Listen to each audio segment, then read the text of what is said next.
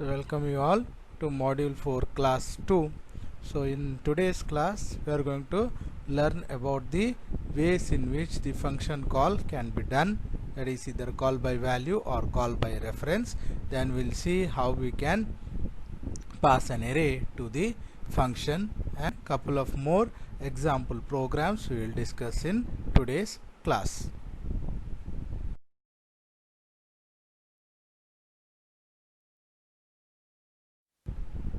Now call by value. There are two ways, call by value and call by reference, to make a call to the function.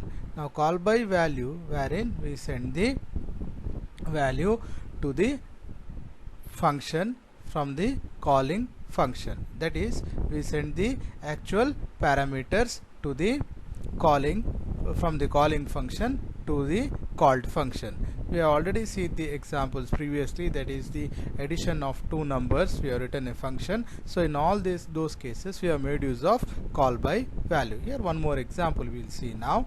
So void calc int x, this is the function which I have declared here. Void, because it's not going to return anything. Calc is the name of the function. Int x, so it takes one input argument, that is x here. Now in the void main I have given, because the main function does not return anything, so I have mentioned it as void main.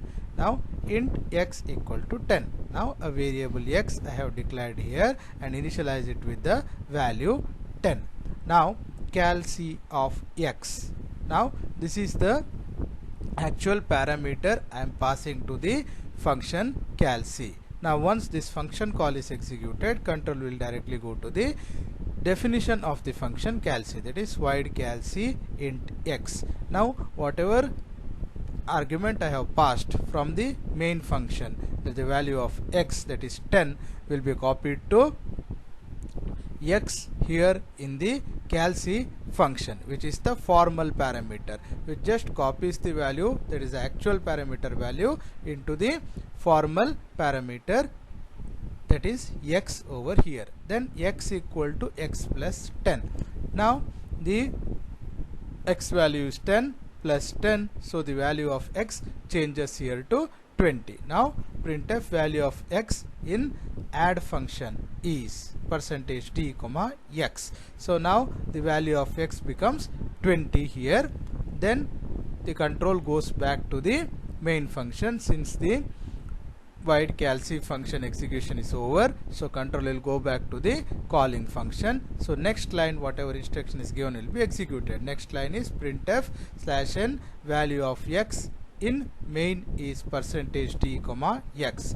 Now here the actual value in the main function will be printed, so x value will be 10 itself, because I have sent the actual parameters which are copied in the calc function into formal parameter or formal argument x. So that because the pass, when we execute call by value, whatever value we are sending will be copied onto the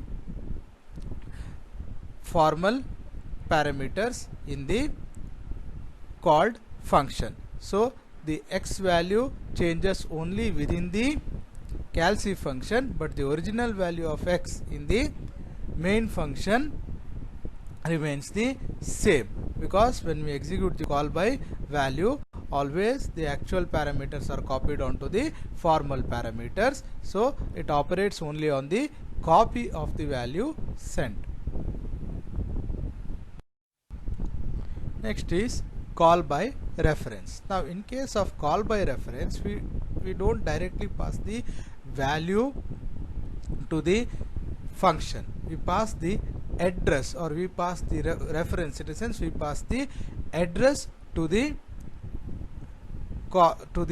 function from the while calling the function. So it will not operate on the copy of the value sent, it will actually operate on the value stored in the specified location or in the specified address. So now here void calc int star x I have given, that is a pointer variable. So pointer variable is the one which can hold the address of another variable. So next void main int x equal to 10, same Next calc ampersand x I have given. That means I am passing the address of x where the value stored is 10. So that will be passed to the function. Now once calc ampersand x is executed, it's a function call is executed, control will directly go to the function definition. Now void calc int star x. So now the star x contains the address of variable x passed from the main function. So now you can see here in the table there the main function x equal to 10. For example, I have given their location as 1001. So when I execute the function call, the location address, that is 1001, is passed to the calc function. So now x equal to x plus 10. So since the address is passed, it will go to the location 1001, whatever value is stored, that is 10. So that will be taken, and 10 plus 10, so 20. So that will be stored in the variable x here. Okay, so then print the value of x in add function is, that is, now it has become, the value has become 20.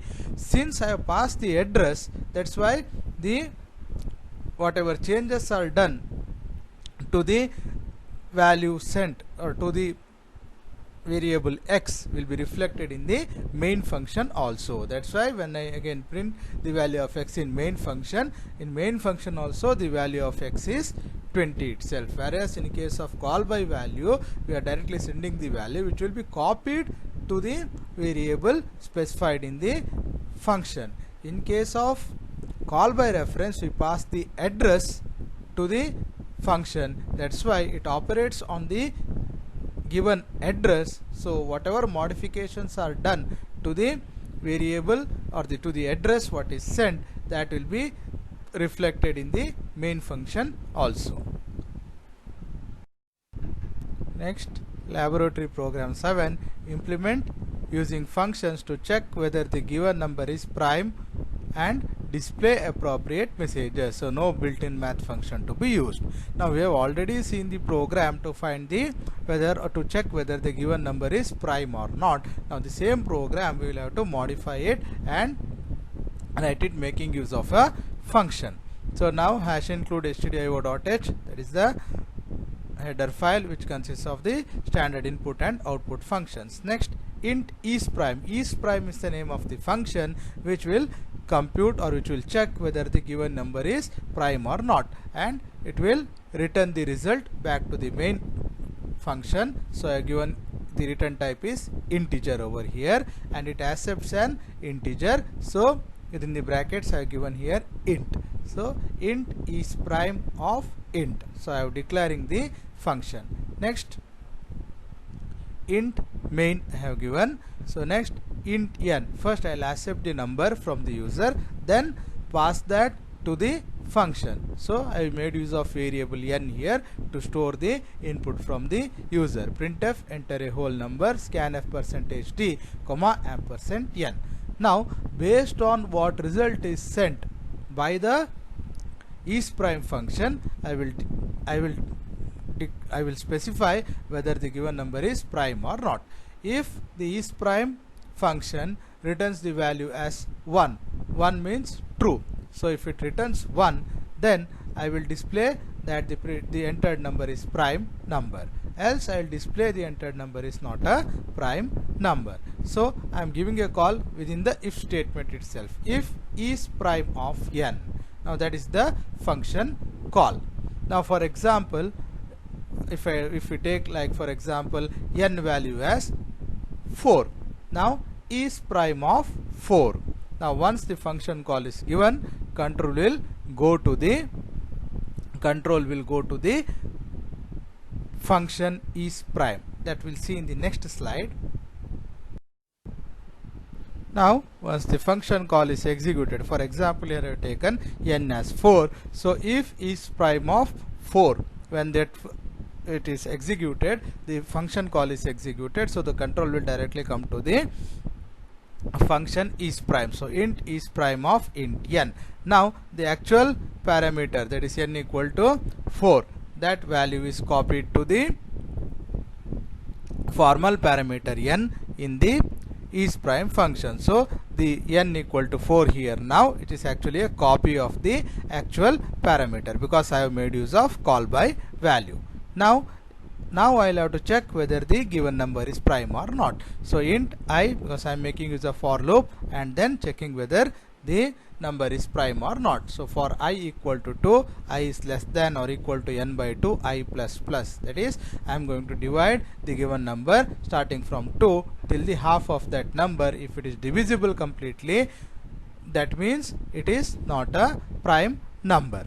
So for I equal to 2, I is less than or equal to n by 2, I plus plus. Now here example I have taken as 4. So first now I equal to 2. So I equal to 2, I is less than or equal to n by 2. N by 2 becomes 4 by 2, that is 2. So 2 is less than or equal to 2, condition is true. So control will come inside the for loop. Now if n mod I is equal to 0, that means if the remainder is 0, means it is completely divisible. N is 4, 4 mod 2, 4 mod 2 will give the remainder as 0. So that's why the return the condition is true, so control will go inside the if, and return 0 is executed. So once return 0 is executed, the control will go back to the main function where if is prime of n was executed. So if is prime of n, now the value returned is 0. So the if there becomes false, because if the function returns 1, then the if condition there in the main function becomes true. Since 0 is sent, the if condition in the main function becomes false, and the else part will be executed. So the entered number 4 is not a prime number. Next we will see the concept of passing array to a function. So now declaring a function with array as a parameter. So here int sum int array. Now this is the format in which we will have to declare an function which accepts an array as input. Now int sum int array of, we have given the size will be left blank, depends on the whatever input is given, it will be copied over here, because this is in case of call by value.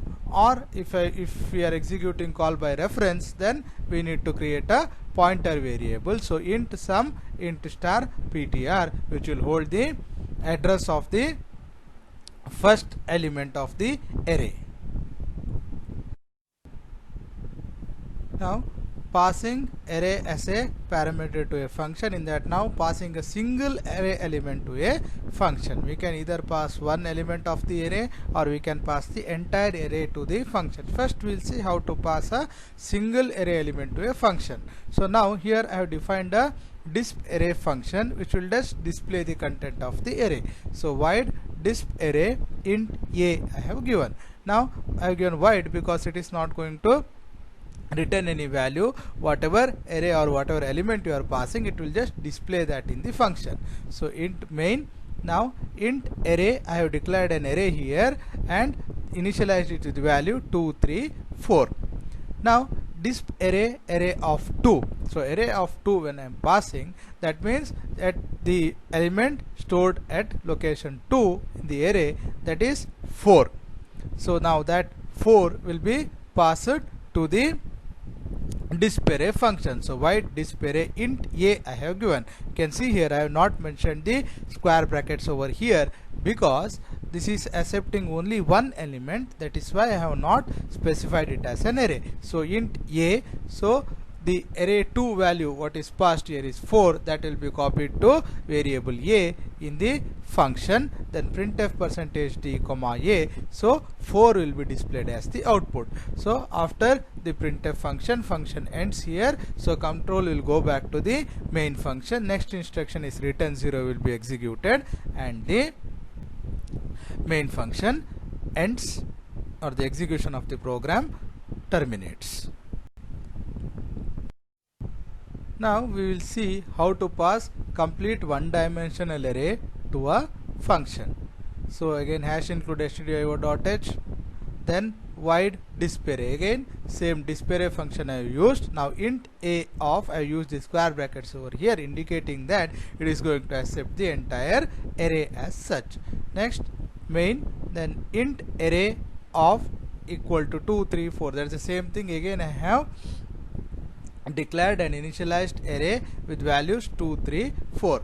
Now I am going to pass the entire array. So this array and just the array name I specify over here. So now the entire array I am passing to the function. Once the function call is executed, the control will go to void disp array. Now int a. Now here again I have mentioned the square brackets indicating that it is accepting the entire array. Now whatever array I have passed, so that will be copied to a in the disp array function. Now I have to display each element of the array, so I will have to make use of the for loop. So I have declared local variable here int I. Next, for I equal to 0, I is less than 3, because I know there are only 3 elements over here. So I have given I is less than 3, I plus plus. So printf %d comma a of I, that is first a of 0, then a of 1, then a of 2. Once I becomes 3, the for loop is terminated. So the contents 2 3 4 are displayed. So after the execution of the function, control will come back to the main function.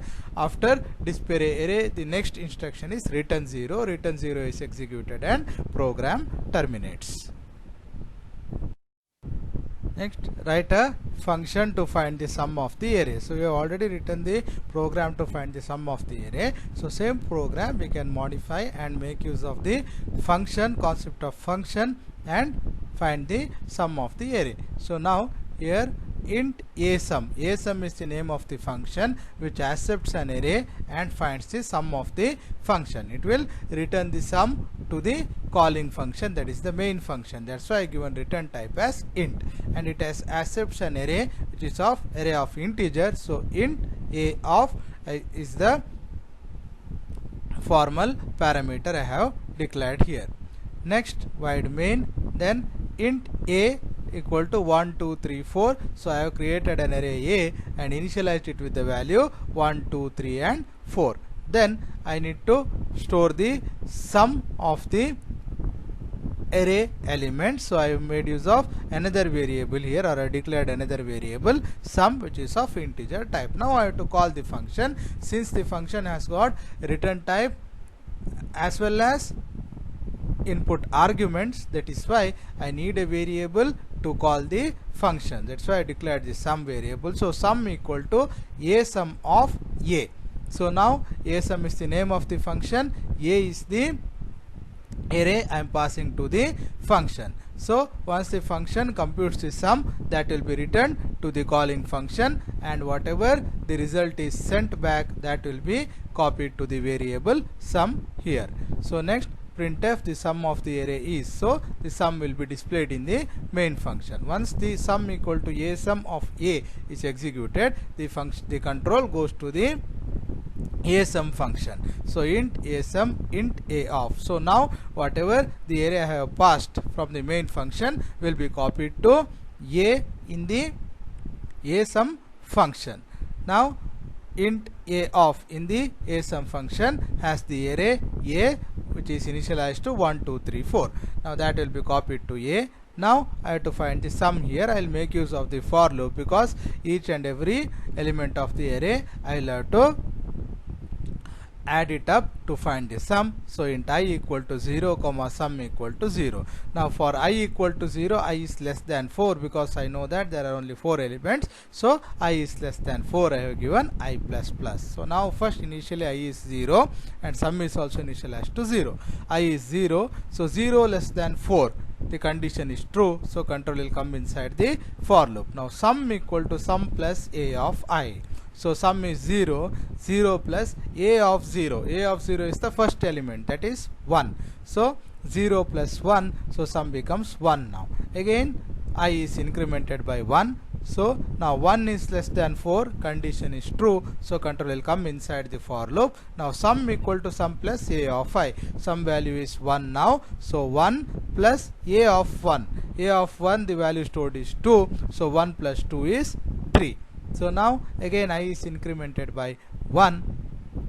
I is incremented by 1. So I becomes 2 now. So 2 is less than 4, condition is true. So the control will come inside the for loop. So now some value previously computed was 3. So now 3 plus a of I. A of I is now a of 2. So a of 2, the value stored is 3. So 3 plus 3, 6. So 6 will be stored in sum now. Again I is incremented by 1. Now I becomes 3. 3 is less than 4. Condition is true. So control will come inside the for loop. Now sum equal to sum plus a of I. So previously computed value of sum is 6. So 6 plus a of 3. A of 3 value stored is 4.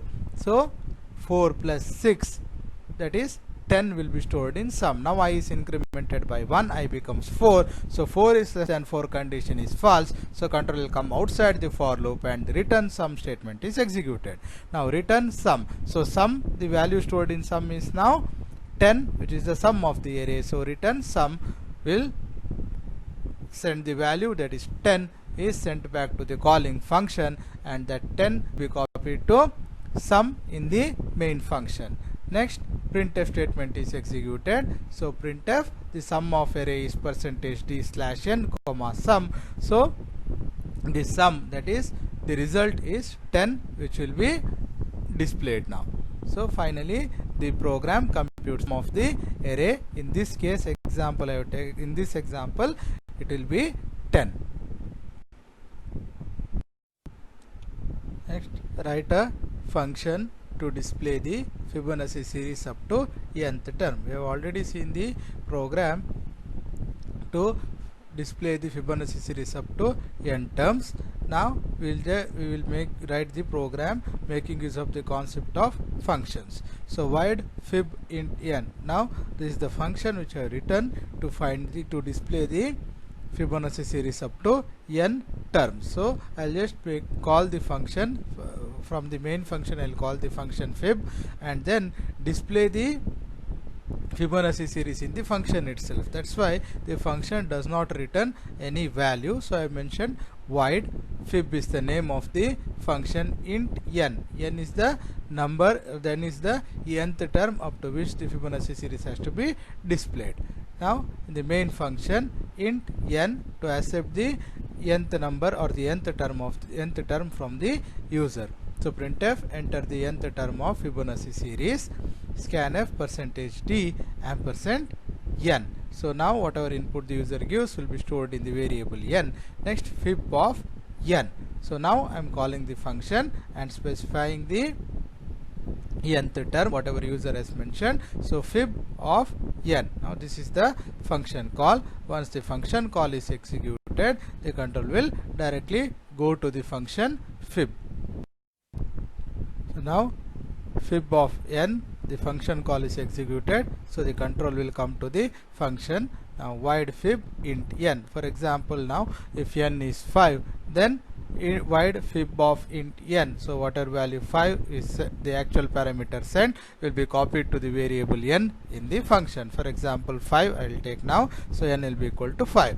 Now int I equal to 0, so fib 1 equal to 0. First two Fibonacci numbers are 0 and 1, that I'll have to initialize it. So fib 1 0, fib 2 is 1, then fib 3 I'll have to compute it as fib 1 plus fib 2. Now first, if n is equal to 1, if the user has given the input as 1, that means first term should be displayed. So the Fibonacci series up to %d term is %d n comma fib 1. Now if the user has entered the input as 2, that means first two Fibonacci numbers should be displayed, that is fib 1 and fib 2 is displayed here. Now in this example I have taken input as 5, so if n is equal to 5 equal to 1, condition fails since n is 5. So next else if condition will be checked, n is equal to 2, n is 5, so 5 is equal to 2 is false, so the else part will be executed. So now first two terms will have to display first. So the Fibonacci series up to %d, the term is %d slash n, %d slash n, n comma fib 1 comma fib 2. First two Fibonacci numbers will display. Now remaining numbers we will have to compute. So I equal to 3, I is less than or equal to n I plus plus. Since I have taken fib 1 and fib 2, so next starting from the third number, so I equal to 3 since n is 5. So now 3 is less than or equal to 5, condition is true, so control will come inside the for loop. Now I'll compute the third Fibonacci number, fib3 equal to fib1 plus fib2. Fib1 is 0 plus fib2 is 1, so 0 plus 1, that is 1, will be the third Fibonacci number. Now fib2 will be moved to fib1, then fib3 will be equal to fib2. That is, for the next Fibonacci number, the previous two Fibonacci numbers I'll have to add. That's why fib2 is moved to fib1 and fib3 is moved to fib2. Now printf percentage d comma fib3, that is the third Fibonacci number is displayed. Now again control will come back to the for loop. I is incremented by 1, so I becomes 4 now. 4 is less than or equal to 5, condition is true, so control will come inside the for loop. Now fib3 equal to fib1 plus fib2. So now fib1 value is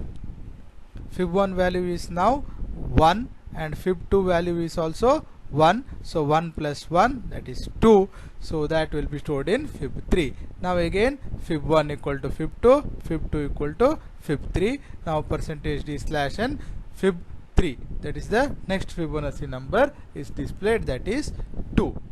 Next I will be incremented by 1, I becomes 5. 5 is less than or equal to 5, condition is true, so control will come inside the for loop. Now fib3 equal to fib1 plus fib2. So now the fib1 value is the previous value, that is fib1 will be 2 plus fib2 will be 1. So now 2 plus 1, that is 2 plus 1, that is 3. So next fib1 equal to fib2, fib2 equal to fib3. So the next Fibonacci number 3 is printed. Now I is incremented by 1.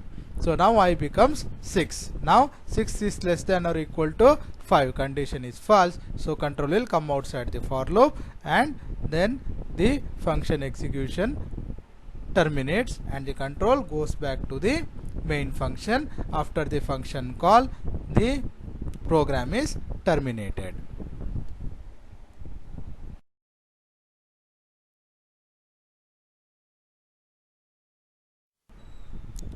Now write a function to find the factorial of a given number. So we have already seen the program to find the factorial of a given number. Now the same program we will write it using the concept of function. So I have made use of created a function here, fact, which would find the factorial of a given number.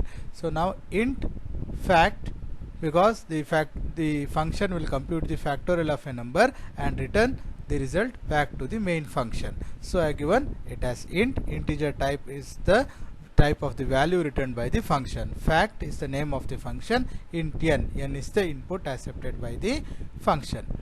Now main int n comma factorial. So n is to accept the number from the user, then I have to store the factorial, the result sent by the fact function. So I made use of the variable factorial here for that purpose. Now printf, enter a number, scanf percentage d comma ampersand n. So for example, if the user gives an input, let us say 3, so that 3 will be stored in variable n. Now I will have to make the call. Since the function has a return type as well as accepts an argument, so I need a variable here to make a function call. So factorial equal to fact of n. Now once this is executed, once the function call is executed, control will go to the fact function. Now int fact int n. Now for example, I have taken n as 3 here, so that 3 will be copied to n, that is the actual parameter, will be copied to the formal parameter n over here. So next int f equal to 1 comma I have taken, because I will make use of the for loop and compute the factorial.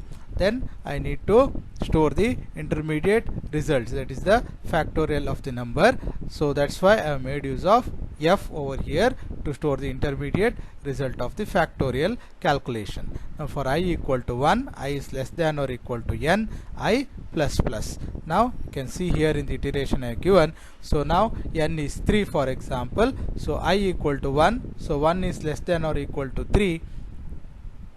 The condition is true, so the control will come inside the for loop. Now f equal to f into I. F is 1, so 1 into 1, that is 1 will be stored in f. Now I is incremented by 1 in the next iteration, second iteration. Now n is 3 itself, so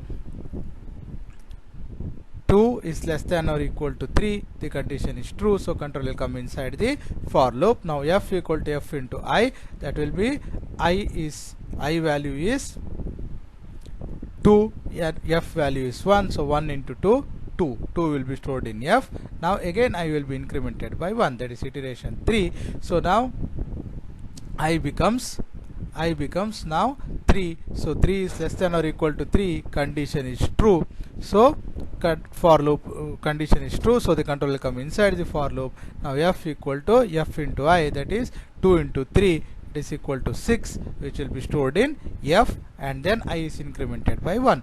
Now the I value becomes 4, so 4 is less than or equal to 3, condition is false, so control will come outside the for loop. Now return f is executed, so the factorial of 3, that is 6, is stored in f, so return f, so the value is returned back to the calling function. So the value stored in f is 6, that 6 will be copied onto the variable factorial in the main function. Next line is executed, printf, the factorial of %d is %d, comma n, comma factorial, so the result will be the factorial of 3 is 6. That will be displayed and the function terminates.